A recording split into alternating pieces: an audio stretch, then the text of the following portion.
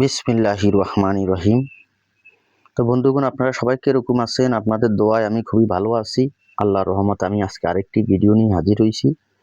সেই পুরাতন বইটা থেকে আমি এই তদবিরটা আপনাদেরকে দিচ্ছি। তদবিরটা হলো শত্রু, যাদের অনেক শত্রু আছে, শত্রু আপনার পিছ ছাড়ে না, সব সময় আপনার উপরে লেগে থাকে। শত্রু আপনাকে ঠিক মতন খাইতে দেয় না, ঘুমাইতে দেয় না, ব্যবসা বাণিজ্য করতে দেয় না, এবং শত্রু সবসময় আপনার উপরে অত্যাচার করতে থাকে। শত্রু আপনার উপরে অনিষ্ট করতে থাকে। শত্রু সবসময় আপনার পিছনে লেগেই থাকে।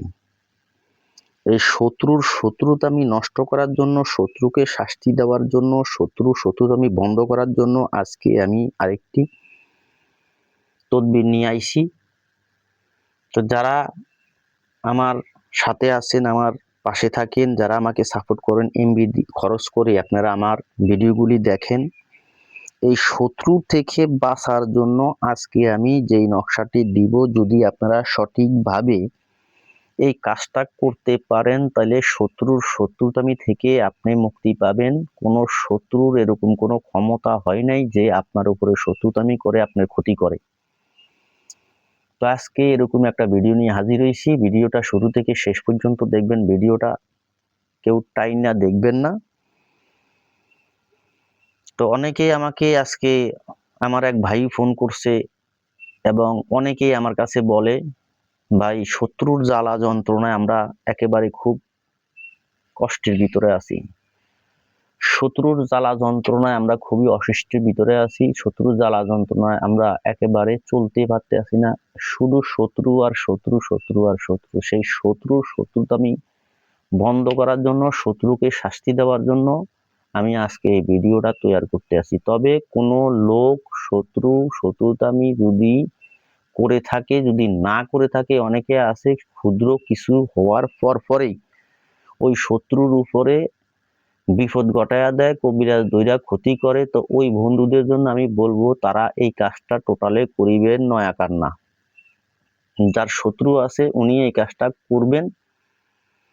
এর উসিলাতে আপনাকে আল্লাহ পাক রাব্বুল আলামিন ওই শত্রু থেকে হেফাজত করবে, ওই শত্রুকে শাস্তি দিয়ে দিবে।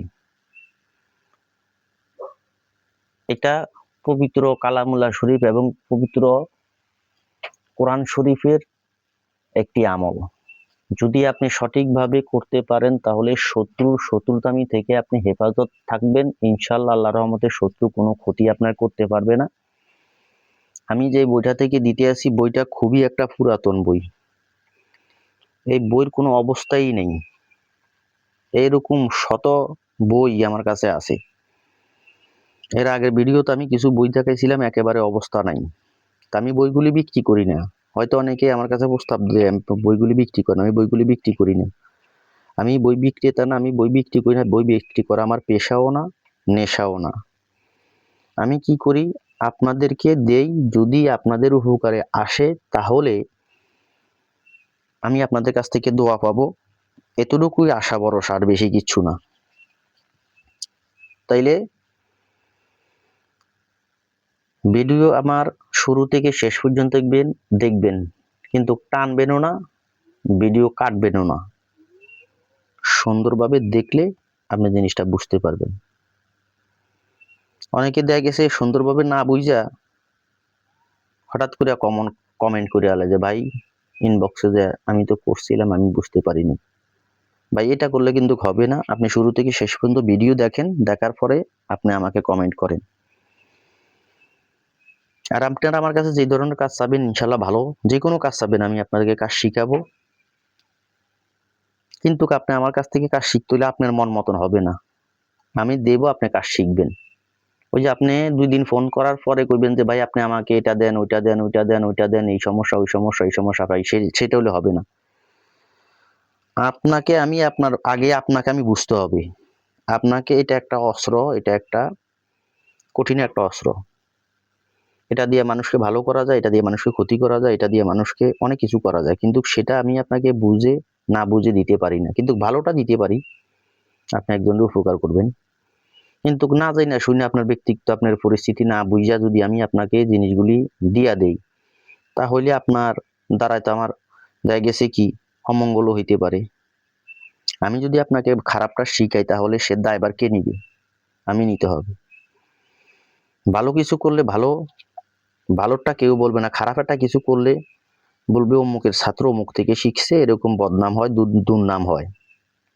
তো যাই হোক, ভালো কিছু চাবেন, আমি দেওয়ার চেষ্টা করব, আমি আপনার উপকার করার চেষ্টা করব। দাদা আমি কিন্তু গরিব মানুষ, আমি বারবার প্রত্যেকটা ভিডিওর ভিতরে বলি যে আমি গরিব মানুষ, আমি কাজকর্ম করে খাই, আমার পেশা কবিরাজি, আমি কবিরাজি করে খাই, আমার নিজের সংসার চলে, বাল বাচ্চা নিয়ে আমি চলি।